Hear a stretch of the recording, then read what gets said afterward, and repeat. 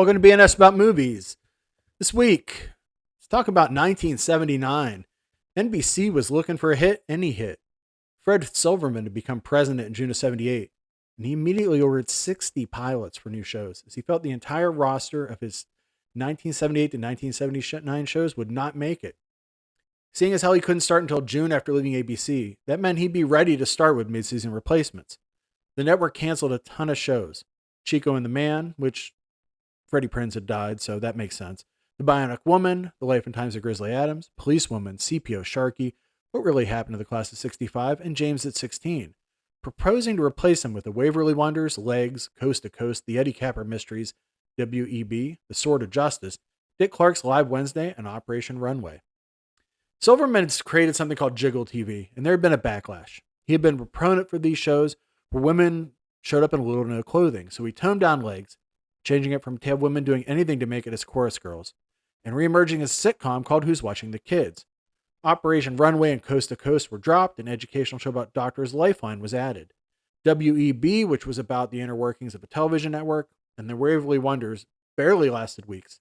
By November, Grandpa Goes to Washington, Sword of Justice, Lifeline, The Eddie Capper Mysteries, Who's Watching the Kids were canceled. 2 fill-in shows, David Cassidy, Man Undercover, and Project UFO, had all died. Replacing them would be one of the biggest mid-season replacement orders of all time. There's really only a few of these that were successful. They would be Different Strokes, which is the one successful one, News Magazine Weekend, being given a weekday show, and 9 new programs, including Super Train, one of the biggest failures in TV history, Little Women, Mrs. Columbo, Sweepstakes, Hello Larry, another botch for McLean Stevenson, leaving MASH, Turnabout, Brothers and Sisters, BJ and the Bear, which did fine, and finally, what we're here to discuss, Cliffhangers.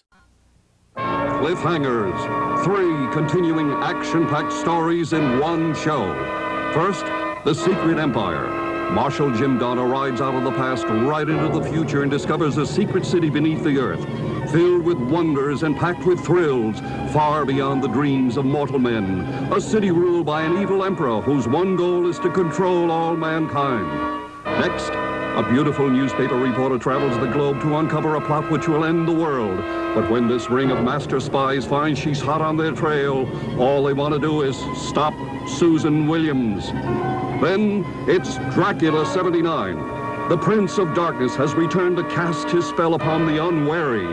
But the evil Count will never rest in peace, for Kurt and Mary have sworn to end his immortal reign. Can goodness triumph, or will Dracula rule the day? Watch Tuesday on NBC. They don't call them cliffhangers for nothing. Yay. Cliffhangers was 3 simultaneous series trying to make a hit for the network, taking 3 different genres, science fiction, adventure, and horror, making 3 unique shows, which would be The Secret Empire, Stop Susan Williams, and The Curse of Dracula. You can only imagine how excited young Sam was, someone who stayed up till 4 a.m. to watch Flash Gordon serials, now seeing 3 totally new movie serials on NBC. I was excited, but I also realized this show was going up against Happy Days and Laverne and Shirley. It got decimated in the ratings. It ended only after 10 episodes. It had plenty of talent on board. Series creator Kenneth Johnson had created The Bionic Woman. He would go on to create V, the Alienation TV series, and he developed The Incredible Hulk for TV. Writers included Andrew Schneider, who would go on to work on Northern Exposure and The Sopranos, Sam Egan, Richard Christian Matheson, the son of Richard Matheson, and Jerry Taylor, who worked on Star Trek.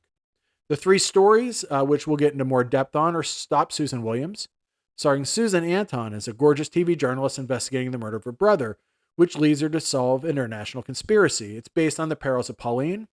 The story literally had 1 chapter left when the show ended. We did not find out how it ended. The Secret Empire, which is a new version of the movie serial The Phantom Empire, in which a cowboy learns of an alien city underground. The series had a cool trick where the scenes above ground are in sepia and the Secret Empire is in color. And Curse of Dracula, where Michael Nouri, Dracula, has grown tired of being immortal and is looking for the lovable woman to make him mortal. This was eventually edited into 2 movies, Dracula 79 and World of Dracula. It's the only story that reached its conclusion. One of the major issues audiences had that these start, I'm going to use the fancy reviewer, in media res, with Williams beginning with Chapter 2, The Silent Enemy, Empire started with Chapter 3, Plunge into Mystery, and Dracula started in Chapter 6, Lifeblood. You can only imagine people were confused and wondered if they missed something.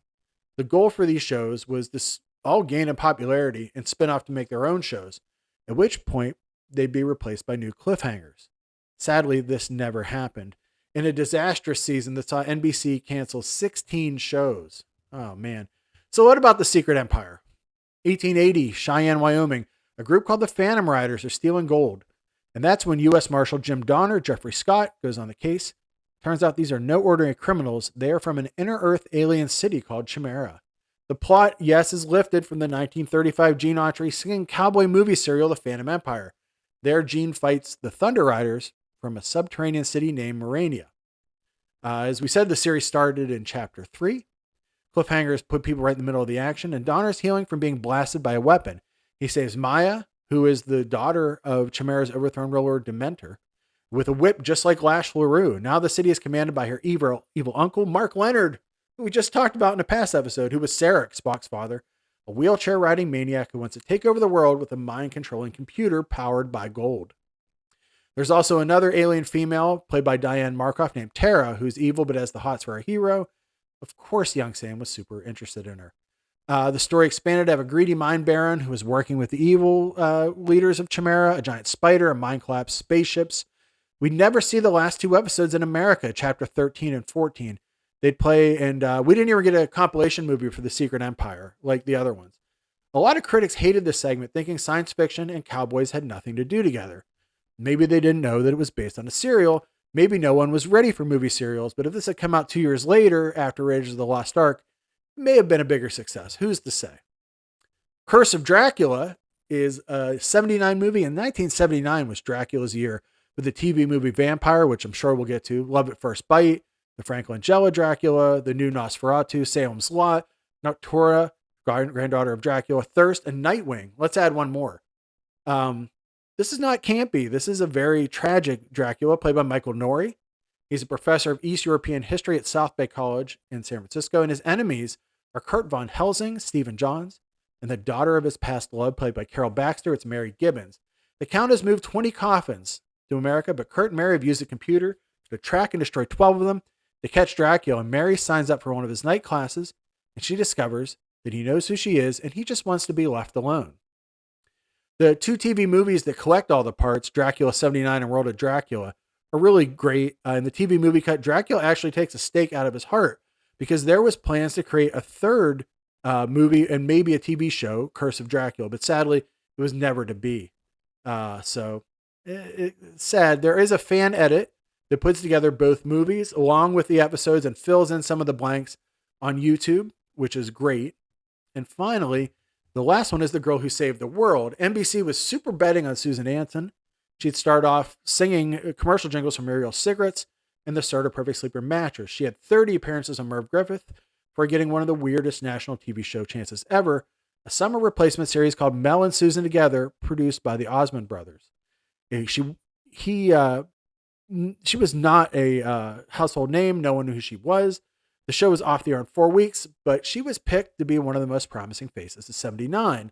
Fred Silverman, who was, as we said before, coming over to NBC, picked her for this. She got a special contract, and she made an almost unprecedented number of appearances to get known. Before this show, she plays Susan Williams, who has learned that her brother Alan has died as he discovered a conspiracy. An event was due to happen that would shock the world, and someone was going to profit. His hit-and-run death didn't sell with her. She's also a reporter for the Dispatch, so she picks up her brother's work and tells her editor, Bobby Richard, Ray Walston, she has till May 15th, 3 weeks to learn the truth. There's a nuclear bomb being built in America and is going to be used to kill numerous leaders during a summit at Camp David. We only got to Chapter 12, Cryptid Disaster, on this that aired in the U.S. Luckily, all of the episodes are edited into one TV movie that played in syndication for a long time called The Girl Who Saved the World, which you can obviously track down on YouTube. Cliffhangers was a really wild story and a really neat concept. I was the only kid in school that watched it. I was dying for other people to talk about it, and no one did. And I thought about it for years. Luckily, I have friends like Bill Van Ryn today that watched it and can talk about it at length. One of my favorite shows. Check it out on YouTube. Discover it. There's a lot of great TV movies and TV stuff that got made that we really don't get a chance to talk about. That's Cliffhangers. If you want to learn more about all sorts of weird stuff, come to BNS About Movies. Send me an email at bnsaboutmovies@gmail.com. There's a link to give money to us for Ko-fi to pay for making this show. If you're so interested, you don't have to. You can also rate and like and share this show if you would. That would help people find it. And maybe more than 18 people listen. Or if you're one of the 18, though, thank you. And I'll talk to you soon with another movie next week.